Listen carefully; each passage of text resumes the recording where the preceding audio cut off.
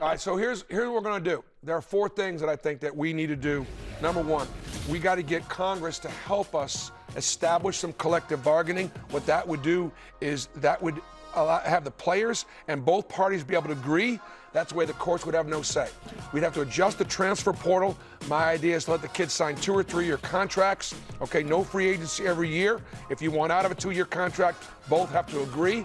I think we've got to decide what the rev share is going to be. This year is $25 million for football, $10 million for basketball. Add 5 more, add 5% a year. And the last thing is 5 years of eligibility, no appeals. All right, that takes a lot of the legislation out of it. Guys, collective bargaining for me is where we need to go. I just don't see Congress fixing it.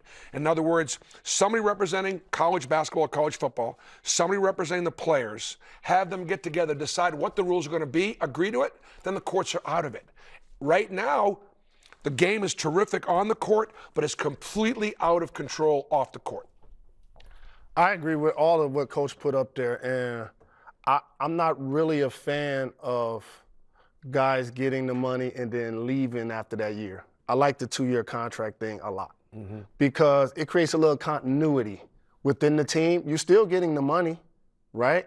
But now there's a responsibility on both sides. What has happened now, and Mash talked about this earlier, soon as a little turmoil happens, coach get mad at you, girlfriend break up with you, you have a bad game, see ya. Yeah. You're gone. Yep. So I love that, Coach. You know what? I love the framework of it. I would say Congress, in my opinion, of having the government involved in this whole thing, I think we got a lot more to worry about. You know, a lot many other things to worry about. We're in Venezuela. We're taking care of that situation. The Middle East is calm.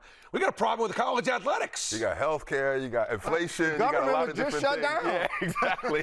Yeah, so I love the idea of the cap. I think there should be a cap. I think there should be a term on the players and how long you should be there. I would add caveats in there. I would say guys sign 4 or 5-year deals. And here's why. And add the caveat in there of that you have the ability to get traded throughout the year and different things like that. I think that does a couple of things. Wait. Traded? Like you're on Wichita State and then you're on Kansas? Here's why. Because now it brings a conversation about other things other than basketball. It keeps your fans interested. You can give up future picks and different things like that, scholarships. This is a pro system. Let's not call it anything else but the pro system. I also think the collective bargaining with the players is important. I think they got to address health care for them as well. Things down the road, including retirement accounts. I also believe that we have to be considerate of women's basketball and women's sports as well and add them into the equation as well. Phil Martelli told me an alarming stat, the old St. Joe's coach, that less than 30% of student athletes are paying taxes on their NIL. Yes. That's not good because for some of these guys and ladies, they may never make money like this ever again the rest of their life. So, you know, I actually graduated from college barely, but that was important for me to get a college degree. We're not even talking about academics here. Is this going to be even an option? Say you play for Kentucky. Does that mean you go to school at Kentucky? Like, does that mean you get a degree as well? Let me ask you a question. I think what's prevalent now is, and let me make a statement rather, what's prevalent now is I don't think the college degree is worth the paper it's written on at this particular point. I think most kids nowadays and what's going down the pipe with technology and AI, I think most kids are going to go to trade schools. That's where the money's going to be held at. Being an electrician, being a plumber, doing all those particular things.